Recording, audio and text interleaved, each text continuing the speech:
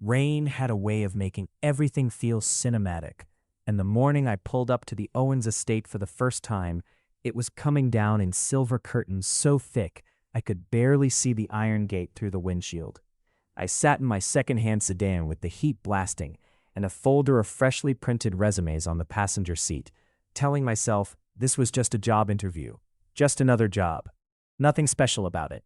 My name is Alan Davison. I was 26 years old, newly certified as a professional chauffeur after 3 years of driving long-haul freight, and I was 6 weeks pregnant. Nobody knew that last part yet. Not my sister, not my best friend Carla, not the OBGYN I'd scheduled an appointment with for the following Thursday. Nobody. Just me and the little secret that had, in the past 2 weeks, completely dismantled every plan I thought I had for my life. The pregnancy was the reason I needed this job. The private chauffeur position paid nearly triple what I'd been making. Full benefits, housing stipend, a private apartment on the estate grounds for live-in drivers should they choose it. I had chosen it without hesitation because my lease was up in 6 weeks and my savings account had exactly $412 in it. And babies, as I had recently learned in a breathless, terrified hour of internet research, cost an ungodly amount of money. So I was going to get this job. I had to. I pulled through the gate when it buzzed open and parked where the housekeeper had instructed me to park. Got out into the rain, yanked my long pea coat tighter around myself, and walked up the stone steps to the front door. The coat was 3 sizes too large. I'd borrowed it from Carla specifically because it was shapeless and enormous and hid the slight, very slight, barely there, rounding of my lower belly that had started appearing in the last 10 days. I was still in the stage where I could convince myself it wasn't showing. The coat helped me believe that more firmly.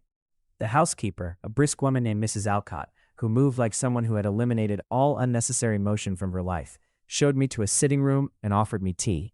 I accepted because my stomach was rolling, morning sickness that had, with characteristic cruelty, decided that 10 a.m. was its favorite hour, and the warmth of the cup in my hands helped. I was sitting there, trying to look composed, when the door opened.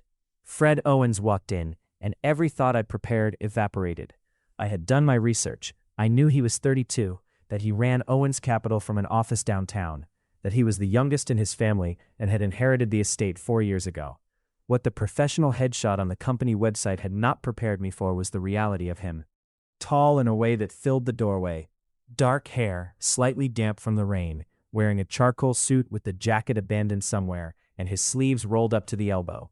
He had the kind of face that looked carved, jaw sharp, cheekbones catching the gray morning light, and dark eyes that swept the room with an efficiency that felt almost predatory. Alpha. The word surfaced in my mind before I could stop it, not as a judgment, just a recognition. There was something in the way he carried himself, an absolute certainty about the space he occupied, that made the word fit like a key in a lock. He looked at me, and I stood up. Alan Davison. I extended my hand. My voice came out steady. I was proud of that. He crossed the room and took it. His grip was firm and brief. Fred Owens. He gestured for me to sit again, which I did, and he took the chair across from me rather than putting a desk between us. No power games in the seating arrangement. I noted that. You drove freight, he said. Not a question. He'd read my resume. Long haul, 3 years. Yes, cross-country routes mostly. Night driving on mountain passes, monsoon conditions in the southwest, ice on the northern highways. I have a clean record, no accidents, no citations. Why the switch to private chauffeur work? This was the question I had prepared for. The real answer, because I'm pregnant and terrified and I need health insurance and a stable address, was not available to me. I'm ready to stop living out of a truck cab, I said. I've been saving. I want to build something more permanent. Private driving is a profession with long-term relationships. I'm good with people and good under pressure, and I'd like a position where both of those things matter. He studied me for a moment. Not unkindly, more like he was simply deciding what was true. The previous driver, he said, was with me for 7 years. He retired to be closer to his grandchildren. The person I hire needs to understand that this isn't a 9 to 5. My schedule is irregular. Early mornings, late nights, last-minute changes. I travel several times a year. If I need a driver, I need one. I understand that. I don't have children. True. Yet. My schedule is yours. He didn't react to that with anything visible, just continued his study of me. I became suddenly acutely aware of the coat, the massive, shapeless, borrowed coat I was still wearing because I'd been too anxious to take it off. It was warm in the sitting room. I was almost certainly sweating. "You can keep the coat on," he said, and there was something in his voice that might have been amusement. "Mrs. Alcott keeps this room too warm in the morning. I've argued with her about it for 4 years." I laughed, surprised. It was a real laugh, not a performance. Something in the room shifted. The interview lasted 40 minutes. He asked good questions, not gotcha questions, but the kind that were designed to understand how I actually thought. What would I do if the route was blocked and there were no alternatives on the map? Had I ever driven someone in a medical emergency? How did I handle a passenger who was on an important call and needed silence maintained for an extended period? I answered everything honestly. He nodded occasionally, asked follow-up questions that demonstrated he'd been listening carefully. At one point, Mrs. Alcott appeared and refilled my tea without asking, and he held up 2 fingers and she refilled his as well, and neither of them exchanged a word, and I thought, there's a household that runs on long-established trust. That meant something. At the end, he stood and I stood. "I'm interviewing 3 other candidates this week," he said. "You'll hear from me by Friday." I heard from him on Wednesday. The job was mine if I wanted it. I wanted it. I moved into the driver's apartment on a Saturday, 3 weeks before I was officially due to start. Fred Owens had offered the early move-in unprompted. Mrs. Alcott had relayed the offer with the implication that it was not up for debate, and I had accepted with relief so profound it made my knees weak. The apartment was above the 4-car garage, accessed by an exterior staircase. It had its own entrance, its own kitchen, a small sitting room, a bedroom, and a bathroom with a clawfoot tub that I fell a little bit in love with immediately. It was clean and quiet and mine, and I stood in the middle of it, with my duffel bags and my single box of kitchen things, and I put my hand on my stomach. Just for a moment, just the 2 of us, and whispered, "Okay, we're going to be okay." I was almost 11 weeks along.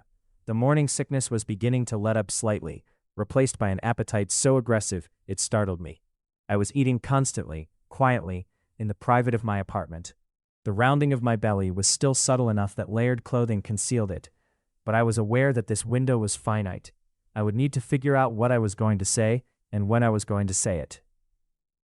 My driving duty started on a Monday. Fred left the estate at 7:30 every morning in a black SUV that was 6 months old and immaculate. He worked until at least 7 in the evening, sometimes much later. He had a specific coffee order from a specific cafe 3 blocks from the office. Medium, no sugar, a splash of oat milk, that he wanted waiting when I picked him up. I learned this from Mrs. Alcott, who had a thorough briefing document that felt like a small novel. The first morning, I handed him the coffee when he climbed into the back seat. He took it, glanced up at me in the rearview mirror, and gave me a nod that I understood to mean, correct. We drove the 20 minutes downtown in silence. He read from his phone. I drove. It was, by any measure, a completely unremarkable morning. And yet I spent the drive hyper-aware of him, in the way you are hyper-aware of something your body has decided is important before your mind has caught up. Weeks passed. I learned him the way you learn any landscape you navigate daily. The moods, the textures, the places where caution was warranted. He was quiet in the morning, sharper in the afternoon, occasionally irritated in the evenings after long days that involved his board of directors, who I gathered from context were a collection of people he found professionally frustrating. He rarely vented, but once after a particularly bad meeting, he sat in the back of the car for a full minute after I'd parked in the estate drive, doing nothing, and I sat in the front and did nothing either. And then he said, "Thank you, Alan," and got out. I didn't know what I was being thanked for. The driving, presumably. But it felt like something else. I was 13 weeks when I had my first real prenatal appointment. I drove myself, on a morning Fred was in a video conference at the estate and didn't need me. I sat in the waiting room in my big coat. I had 3 of them now, having quietly acquired my own shapeless, concealing options at a discount clothing store, and stared at the pamphlets about prenatal nutrition, and tried to feel like an adult person making adult decisions. The ultrasound technician was cheerful. She showed me the screen. She pointed at the small, swimming, impossible shape and said things like looking good and strong heartbeat, and I nodded, and then I cried a little bit in my car in the parking garage afterward, which I permitted myself for exactly 7 minutes before I drove home. 14 weeks, 15, my belly was definitely rounding now, Not enormous, not even obviously pregnant to a stranger passing me on the street. But to someone who looked at me carefully and knew my body, it was visible. I began wearing the coats indoors more often. I told myself this was because the garage apartment ran cold. The garage apartment did run cold in autumn. But that wasn't why. Fred noticed the coats. Of course he did. He noticed everything, quietly and without announcement. One morning in the car, early, the lights still gray and thin, he spoke without looking up from his phone. "You wear a lot of layers." "I run cold," I said. A pause. "The garage apartment," Mrs. Alcott mentioned, the heating system in that building, "is older. I can have someone look at it." "It's fine," I said quickly. Too quickly. "Genuinely, it's fine. I just like layers." He looked up then, met my eyes in the mirror. Something flickered in his expression. Not suspicion, more like a note being filed somewhere. "All right," he said. He had someone look at the heating system the following week. They upgraded the thermostat and replaced 2 vents and left me with a garage apartment that was, objectively, more comfortable than a 5-star hotel. I stood in it that evening and felt something warm and confusing in my chest that I decided to categorize as gratitude and nothing more. 16 weeks. 17. The swell was undeniable now, at least to me. I wore the biggest coat to every work interaction. I had taken to leaving the car to open Fred's door with my left side angled slightly away, maintaining the visual line that the coat was simply the coat. I ordered stretchy, high-waisted trousers in dark colors online and wore them with long, untucked shirts beneath the coats. I was an expert in strategic layering. The problem, the specific, particular problem I had not fully anticipated, was that Fred Owens had apparently decided that his new driver's extreme preference for voluminous outerwear was simply a personality trait to be respected and accommodated. And he had accommodated it in increasingly thoughtful ways that made everything worse. He had the car interior temperature adjusted to a degree warmer each morning and told me through Mrs. Alcott without explanation that this was now the standard. When we attended a formal event, and I'd been uncertain whether the coat would be appropriate, he appeared at the car door before I could hesitate and said, without ceremony, "Dress code is flexible. Your staff, not a guest." As if reading my anxiety from 40 feet away. Once, a colleague of his, a broad, loud man named Garrett, who I privately found insufferable, made a comment in my hearing about the coat. Something along the lines of, "Your driver dresses like he's in perpetual February." He thought it was funny. Fred turned the same precise, measured gaze on Garrett that he used on quarterly reports and said, "Alan dresses appropriately for his job." And Garrett stopped being funny very quickly. I thought about that moment for days. I was not, categorically and with great personal emphasis, falling in love with my employer. I was not. I was a practical person in a practical situation, making practical choices, and what I felt when Fred Owens quietly made space for my inexplicable layering habit was professional appreciation and nothing more. I told myself this. I told myself this while eating crackers in bed at midnight because the baby had decided to begin what felt like an internal renovation project. I told myself this while lying in the clawfoot tub with my hand on the hard, curved geometry of my belly, watching the bathwater ripple. I almost believed it. The storm that changed everything arrived on a Thursday night in November. It had been forecasted for 2 days, and Fred had an early morning flight the following day, a weekend trick to meet with a property development group 3 states away. I'd already confirmed the airport route, checked the car, reviewed the terminal layout, everything was organized. The storm arrived 8 hours ahead of schedule. By 9 in the evening, the estate was taking wind gusts that rattled the garage apartment windows in their frames. The rain was coming sideways, and the power had flickered twice. I was in bed, 20 weeks along and currently experiencing what pregnancy books referred to, with infuriating cheerfulness, as the quickening, which meant the baby had begun to move in ways I could feel from the outside, small flutters and nudges that were entirely miraculous and absolutely inconvenient for maintaining my composure. My phone lit up. A text from Fred. "Power's out in the main house. Mrs. Alcott is at her daughter's. Generator will take 20 minutes. Are you all right up there?" I stared at the message. He was checking on me. In a blackout, in a storm, he was checking on me. "Fine up here," I typed back. "My apartment's on a different circuit. I have power. Do you need anything?" A long pause. Then, "No, I'm all right. Stay in if you can." The forecast worsened.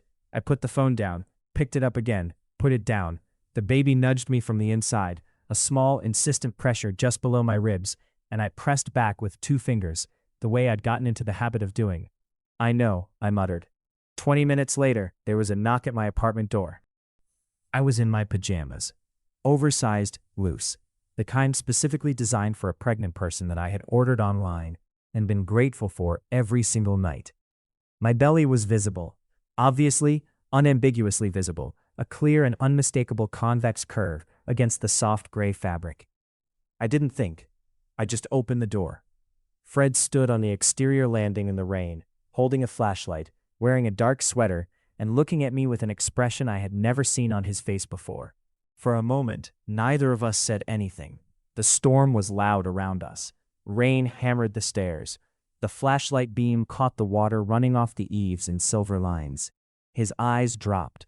Not intrusively, not rudely, just the natural downward glance of someone who has suddenly registered something that was not in their mental model. And then came back up to my face. "Alan," he said. "Fred." My voice was steady. My heart was doing something complicated. He stopped. "Pregnant." I finished it for him, because the word was going to have to exist in the air between us eventually, and I could not bear the moment of his finding it. 20 weeks. I know that I should have disclosed.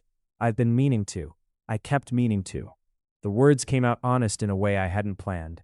I was afraid of losing the job. His expression had shifted. He was doing the thing he did when he was processing significant information. Very still, very quiet, everything internal. The rain came down. I was standing in my doorway with my very pregnant belly and my maternity pajamas and nowhere to hide, and I waited. "Can I come in?" he asked finally. I stepped back. He stepped in. I closed the door against the storm. He stood in my small sitting room, dripping slightly, looking around at the space that was mine. The books on the shelf, the baby name list I had not thought to hide, pinned to the corkboard by the kitchen, the small pile of prenatal vitamins on the counter, the single pair of tiny socks I had allowed myself to buy, sitting on the windowsill because I liked looking at them. He looked at the socks for a moment. "You've been alone with this," he said. Not an accusation, just an observation. And somehow that, the simplicity of it, the accuracy of it, was what broke the composure I'd been maintaining for months. "Yes," I said, and my voice cracked on it. He turned around, looked at me, and then he crossed the room in 3 steps, and without asking, without any ceremony at all, he put his arms around me. I went absolutely rigid with surprise. Fred Owens did not.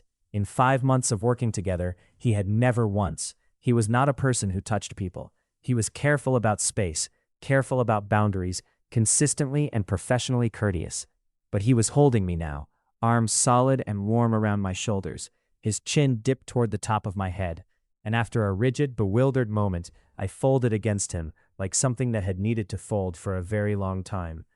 I cried, properly, embarrassingly, with shaking shoulders and everything. I hadn't cried in front of another person since the parking garage after my first ultrasound. I'd been holding it together with the structural integrity of sheer stubbornness, and now Fred Owens was holding me together physically, and the stubbornness gave out. He didn't say, "It's going to be okay," or "Don't cry," or any of the things people say when they're uncomfortable with someone else's emotion. He just stood there, holding me, one hand at the center of my back, steady and present, and let me be a mess until I was done being a mess. When I finally stepped back, I don't know how long it was, time had gotten a little impressionistic, he looked at my face without any visible discomfort. "Tea," he said. "I have an electric kettle." I wiped my face with the back of my hand. Generators running. We sat at my small kitchen table with mugs of tea, the storm outside beating against the windows, and I told him everything.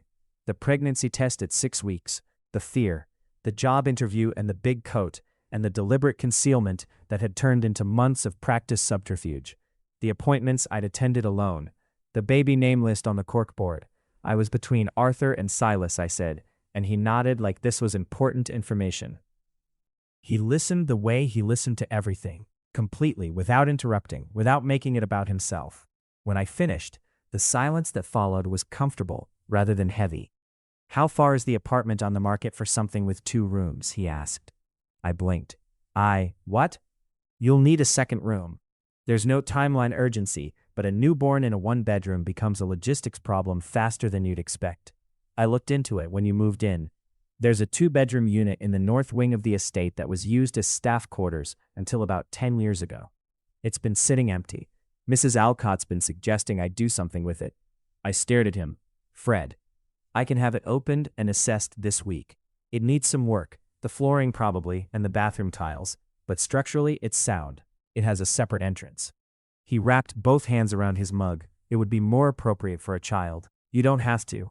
I know I don't have to. His voice was even. I'd like to, if you're agreeable.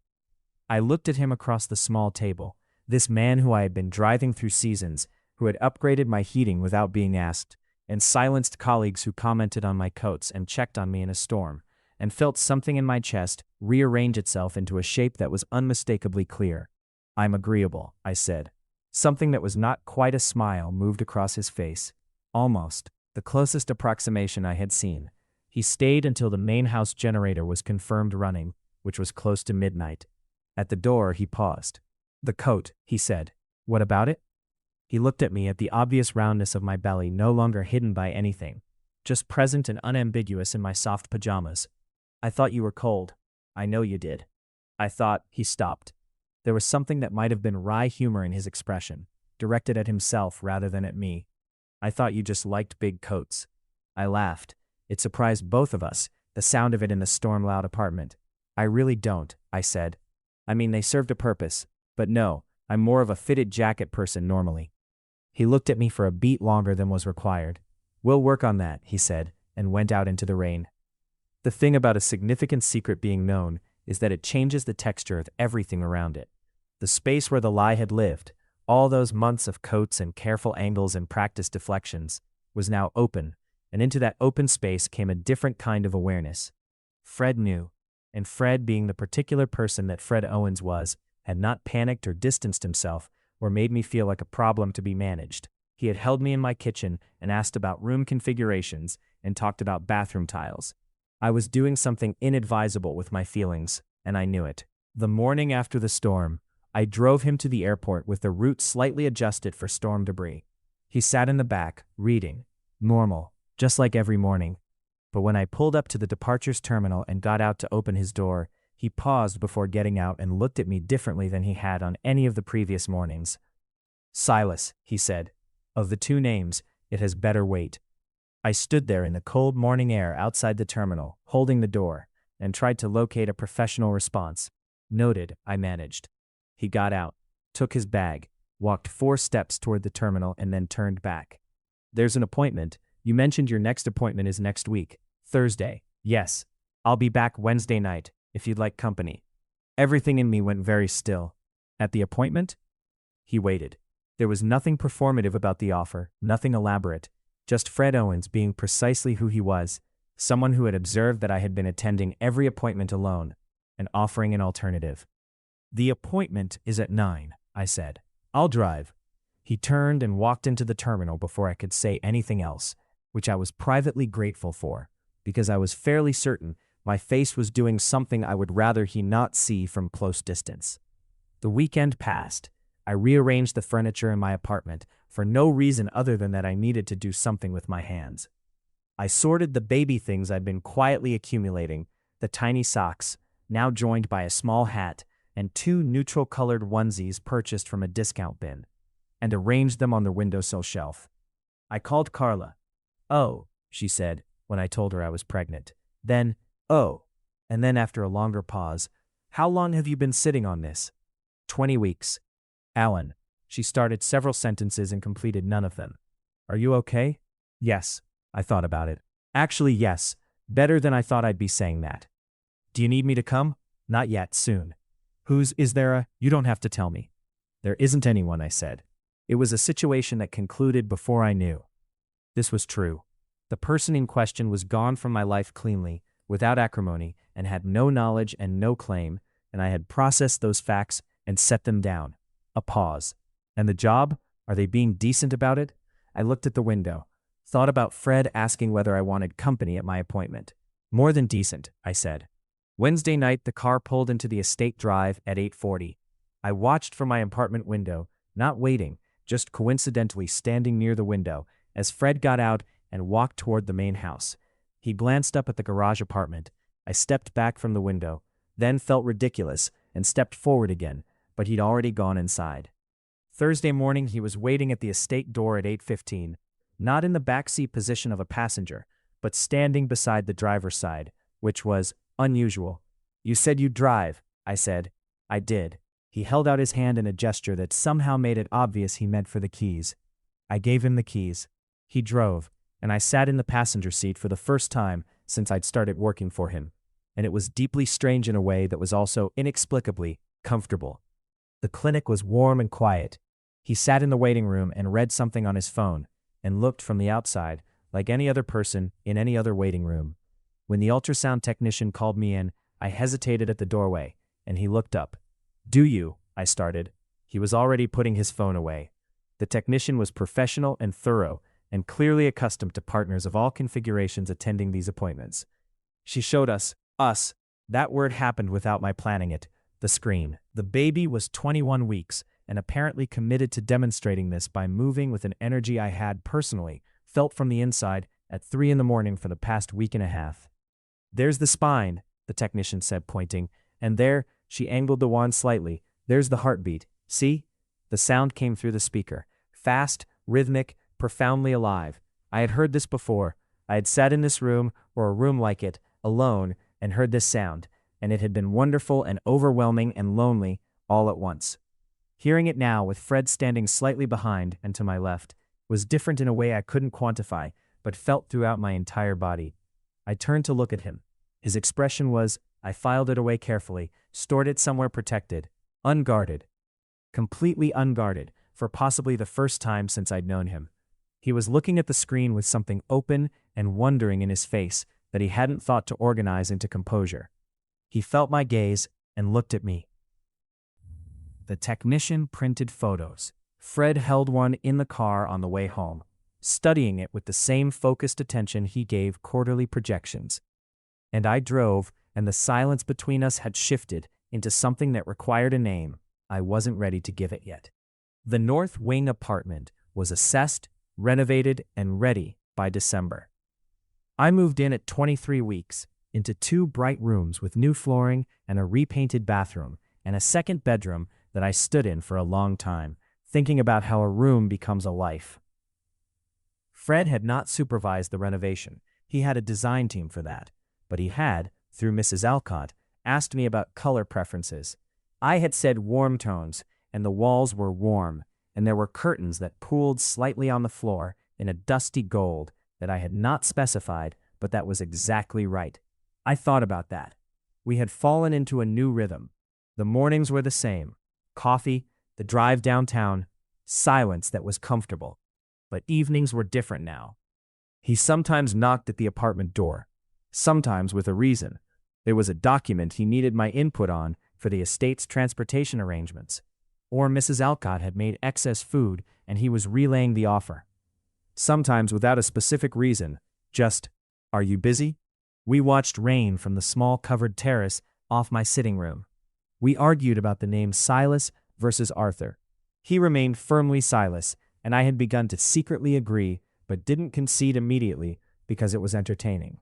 He told me things about his work, not the confidential financial things, but the human friction of it, the board member who had been obstructive for 3 years, the property deal he genuinely believed in that kept hitting bureaucratic walls.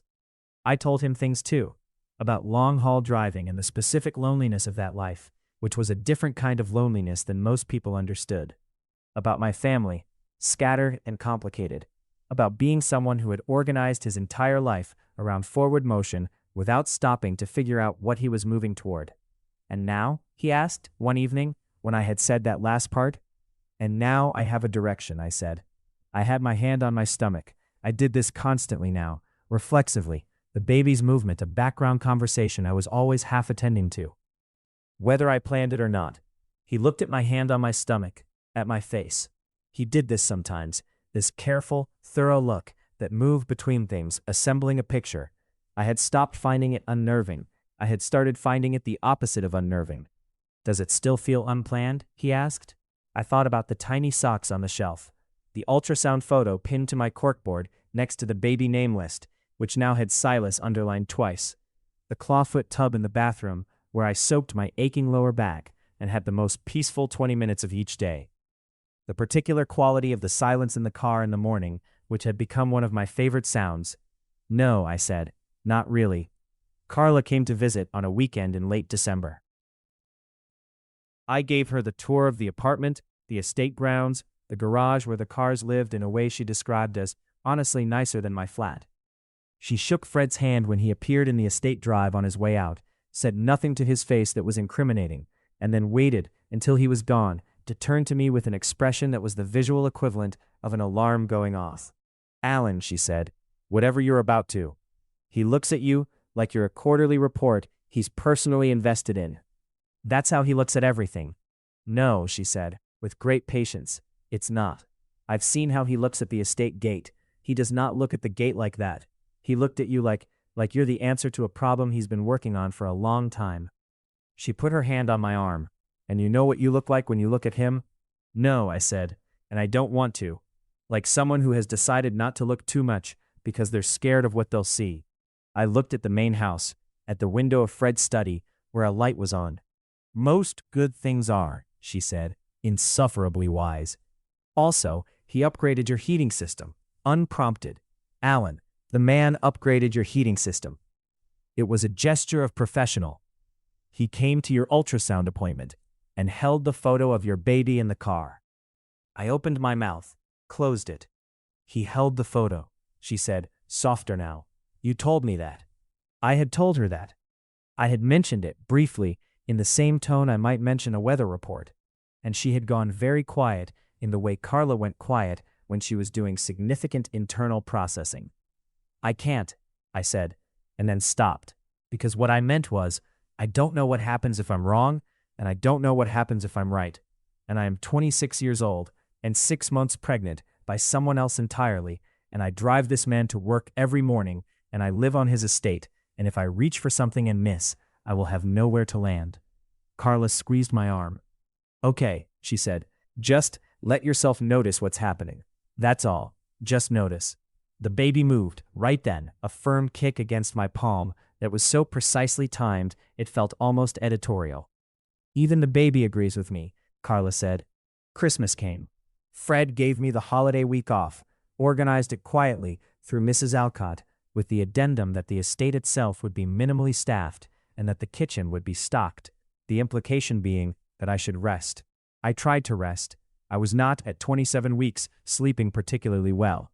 The baby had opinions about sleeping positions that did not align with mine. On Christmas morning, there was a knock at my door.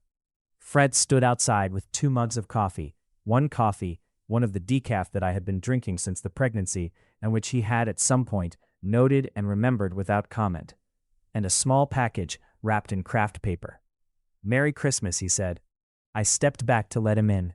He set the mugs on the table and put the package beside them. He was wearing a dark green jumper that I had not seen before, and he looked different. Not dressed for work different, just himself, without the suit's professional armor, and the jumper brought out something warm in the lines of his face. You didn't have to. I gestured at the package. I know. I sat down and opened it.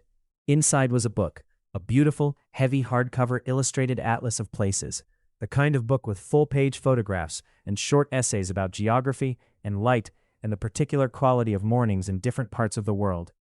You said once, he began, watching me turn the pages, that the best part of long-haul driving was mornings, that there was something about being on the road at dawn that you couldn't explain to people who hadn't experienced it.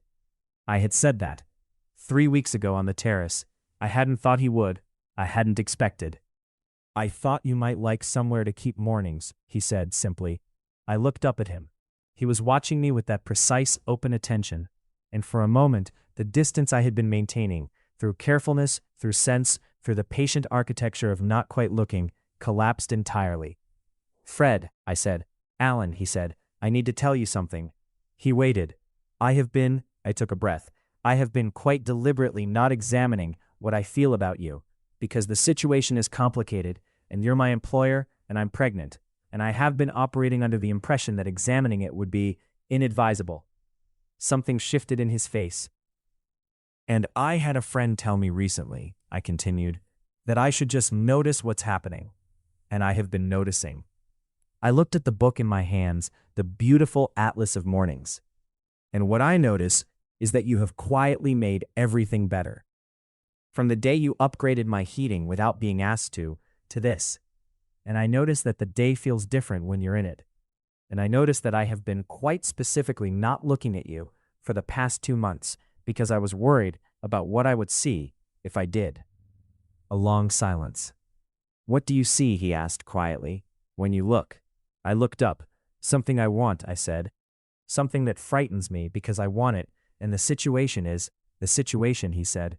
And he moved then around the table and crouched down in front of my chair so that we were eye level, and I had approximately 2 seconds to appreciate the fact that Fred Owens, who was built like something sculptural and imposing, was currently crouching in my kitchen on Christmas morning. And then he said, the situation is that I have been in love with you since roughly the second week of October. The world did something. October, I said. You came back from an errand in a rainstorm and you were completely soaked and you still managed to have the car door open before I reached it. And you apologized for the weather as if it was your fault. Something that was definitively now, a smile, moved across his face. I thought, that's a person with a very particular kind of stubbornness. I found it. He paused, chose the word, compelling. You've been in love with me since October, I said, very carefully, and you thought I just liked big coats. I thought you liked big totes, he confirmed. I was attempting to respect your choices. Fred, yes, that is the most you thing I have ever heard. He laughed, a real one, quiet and sudden and genuine, and I realized I had never heard him laugh like that before. Not a polite sound or a brief exhale, but an actual laugh that rearranged his face into something younger. I felt it like a physical thing, like warmth. Alan, he said, when it faded, you don't have to. I'm not asking for anything that isn't freely given. I want to be clear about that. Your position, your apartment, the appointment, none of that was. I know, I said. I know it wasn't. That's not why I. Fred, look at me. He looked at me. He was still crouched at my eye level, very close, close enough that I could see the fine lines at the corners of his eyes, and the way the morning light from the kitchen window caught the gray in his hair at the temples that I had always found unreasonably distinguished. I am telling you, I said, that I feel the same way, in case that wasn't clear. He was quiet for a moment, the kind of quiet that was full, rather than empty. He reached up and tucked a strand of hair back from my face, very carefully, and I turned my face slightly into his palm, like something helpless and unwilling to pretend otherwise. Silas, I said. He raised an eyebrow. You were right, about the name. His thumb traced along my cheekbone, slow and deliberate. I usually am. Don't be insufferable about it. I'll try, he said, and then his hand curved around my face, and he kissed me, gentle and unambiguous, and everything outside my apartment ceased to be interesting for several minutes. January, 29 weeks, 30. The body does extraordinary things, and the primary extraordinary thing mine was doing was expanding with a certainty and conviction that I found both alarming and increasingly like something to be admired. The baby, Silas, we were calling him Silas now, and the name fit like the ultrasound technician had always been about to announce it, was running out of room and making his feelings known about this regularly. Fred had moved his morning departure time back by 15 minutes. Not announced, not explained. Mrs. Alcott just informed me, with her characteristic brevity, that the morning schedule had been adjusted. What this meant in practice was that Fred appeared in my kitchen at 7:15 with coffee and whatever he was having for breakfast, and we ate together, and then I drove him downtown. This was, apparently, the new arrangement, and Mrs. Alcott had the expression of someone who had been waiting for this development for some time and was quietly pleased. I drove him until 32 weeks, when the logistics of sitting behind the wheel became genuinely challenging in a way that pride could not argue with. He handed me the conversation himself, directly, as I was navigating a particularly tight parking structure. You should stop driving, he said. I'm fine. Your center of gravity has shifted. You're compensating with your left shoulder. I've watched you do it for 3 weeks. I turned my head to look at him briefly. You've been watching my driving technique? I watch everything about you. You know this. I turned back to the road. I can drive another month. You can. I prefer you didn't. Not because you're incompetent, you're the best driver I've had, but because you're growing a person, and if something happened because you were behind the wheel past the point of comfort, I would find that, a pause, unacceptable. The word was mild. What it meant was not mild. I had learned to read the distance between Fred's words and Fred's meanings, and they were often significant. "What do I do as I'm not driving you?" I asked. "You rest," he said, as if this were obvious. "You prepare. You let me hire a temporary driver for 8 weeks, and then we revisit. And my salary doesn't change. Fred Allen." His voice was patient and final, and I had, over the preceding weeks, learned the particular quality of his patience. It was not the passive patience of someone waiting you out, but the active patience of someone who had already decided the outcome and was giving you time to arrive there yourself. I stopped driving at 32 weeks. Carla came back for the last trimester. She had, without being asked, arranged her schedule to work remotely from my guest room for the final 6 weeks, which she presented as if she were doing me a mildly inconvenient favor, and not as the profound act of love it obviously was. Fred welcomed her to the estate with a quiet competence that involved making sure the guest room had been properly prepared, and Carla arrived, surveyed the situation, shook his hand again, and then found me alone in the kitchen afterward, and said, "I'm fond of him. I want you to know I'm now actively rooting." "Noted," I said. "Also the jumper he was wearing, very good jumper." "Carla, I'm just saying, he has good taste." He also had patience and precision, and the kind of quiet thoughtfulness that expressed itself in action rather than declaration, and I spent the last trimester discovering new specific expressions of this. He appeared on evenings with things I had mentioned casually, a particular kind of tea I'd said I liked, a book I'd referenced, a pillow arrangement for the sofa that Mrs. Alcott had implemented and that I suspected had been his instruction. He never made the gestures grand, never called attention to them, and when I called them out, he had the air of someone who was not embarrassed but was perhaps slightly caught.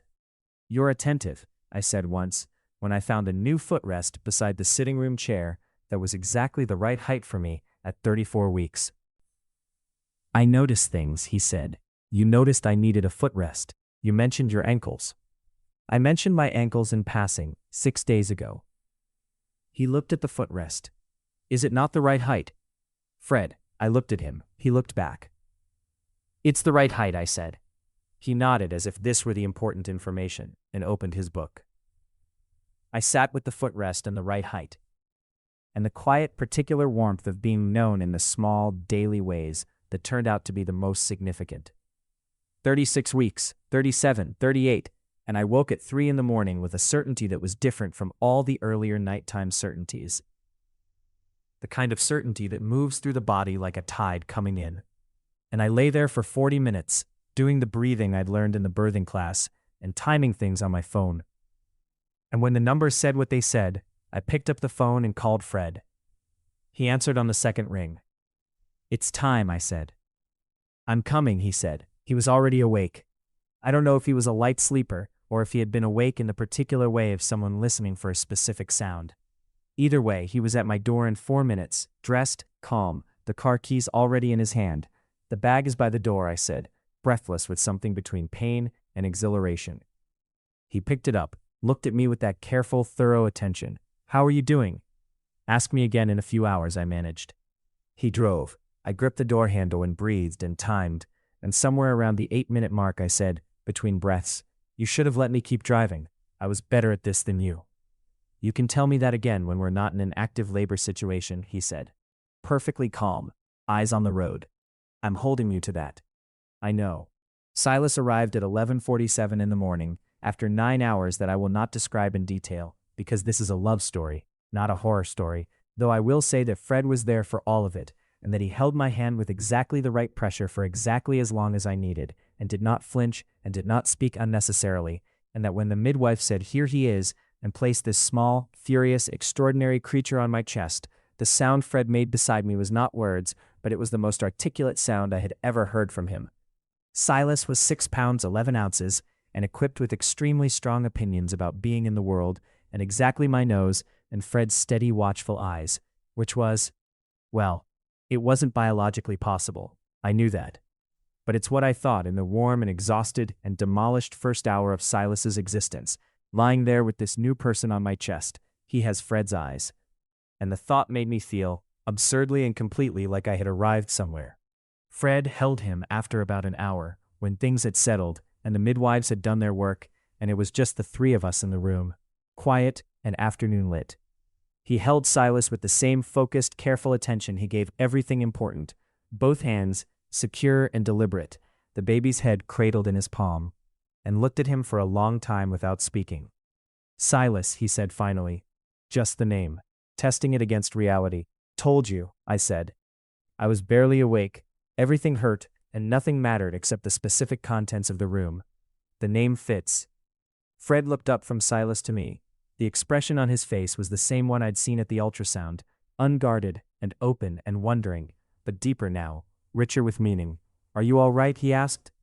"Ask me in another hour, or a year." "I will," he said, completely seriously. Summer at the estate. Silas at 6 months was a project, an opinionated, fascinating, loud, and intermittently delightful project, who was currently demonstrating his mobility ambitions by attempting to pull himself upright against the coffee table leg. I was watching from the sofa. Fred was watching from the armchair, with the specific expression of a person who has restructured several of their foundational assumptions about what constitutes an interesting way to spend a Saturday afternoon. We were in the main house now. We had moved into the main house 3 weeks after Silas came home, a transition that had been handled by Fred saying, "This doesn't make logistical sense," in reference to us being in separate parts of the estate. And that had been, in its Fred-specific way, the most romantic thing I'd heard in my life. Carla said it would make a good story. I said it was not that kind of story. She said all love stories are that kind of story, and also that she wanted to be involved in any narrative retelling. I told her she was already in it. The morning drive still existed. I had gone back to work part-time, driving 3 days a week, while Mrs. Alcott managed Silas with a cheerful competence that suggested she had been waiting for this particular role for some time. The morning still had the coffee, the particular silence, the 20 minutes downtown, but now, at the end of the drive, when Fred got out at the office, he stopped at the car window on the way to the door and said something, a word, a look, the specific kind of gesture that doesn't have a name. And I drove away, feeling the particular weight of being known. On a Saturday in late summer, with Silas succeeding finally in his coffee table ambitions and standing, briefly, triumphantly upright, before sitting back down with a look of enormous satisfaction. Fred moved from the armchair to the sofa and sat beside me. "I've been thinking," he said. I watched Silas contemplate his next attempt at vertical achievement. "About what?" "About whether the coat thing is ever going to stop being funny." I turned to look at him. He had the expression he got when he was enjoying himself with a particular quietness, which was the most enjoyable of his expressions because it was the rarest. "When did you realize," I said, "actually realize, when did you look at me and the possibility occur to you that it wasn't just the coats?" He was quiet for a moment, thinking or remembering. Silas made a determined effort at the table leg. "The storm," he said, "when you opened the door. I thought about that night, the rain, the flashlight, the terrible vulnerability of standing in my own doorway with nowhere to hide. You didn't say anything," I said. "When I opened the door and you didn't say anything, you just asked to come in. What was I going to say?" A pause. "It was obvious." "It was obvious to you." "It was obvious," he said, with the quiet certainty of someone who has decided this is settled, "that you had been managing something enormous alone, for months, out of fear. And that was not a moment for me to make a speech." He looked at Silas, who had achieved upright again, and was now swaying with the concentration of a very small person discovering physics. "You needed something simple, so I came in." Silas sat down, looked at the table, began his approach again with the expression of someone who has simply decided. "He's very like you," I said. Fred looked at me. Something warm moved across his face. "He does not give up," he agreed. "He gets it from you." I leaned into him, slightly, the way I had started doing without thinking. Just the lean, just the contact, the simple ordinary fact of being close. He put his arm around me, his usual unhurried gesture. "You know what I think about sometimes? Tell me, that morning in November, the day after the storm, you at the airport departures door, talking about Silas's name." "You turned back," I said. "You walked 4 steps toward the terminal and then you turned back. I merely didn't. I looked at him. What stopped you? He considered this. His attention on me had the quality it always had, thorough and specific, but with a warmth underneath it that had been there the whole time. I realize now, from the very first morning of coffee and silence and 20 minutes through the city. I thought, he said, that it was possible I was about to spend a weekend not saying something I should have said. And that seemed like poor planning. I laughed. He did too. That quiet, real laugh. Poor planning, I repeated. Very poor. Silas made it to vertical for a third time, swayed magnificently, and then sat down with an expression of perfect satisfaction, as if this had been the goal all along, not to remain standing, but simply to know that he could. I watched him. I felt Fred beside me. I thought about the coat I had borrowed from Carla, and the rain on the estate gate, and the folder of resumes on the passenger seat of my old car, and the particular shape of a morning when you do not know yet what it is going to become. Thank you for the atlas, I said, out of nowhere. He knew what I meant. He always knew what I meant. You're welcome, he said. Outside, the summer moved through the estate in long golden poles of light. Inside, our son practiced the physics of standing, and fell and stood again, and the morning stretched around us like something we had, between us, decided to drive toward. If you made it to the end, you're my kind of person. Leave a subscribe, comment down your favorite part of the story, and if you want early access to videos, exclusive content, or just want to support the channel, hit that join button right below the video. Even one member genuinely means the world to me.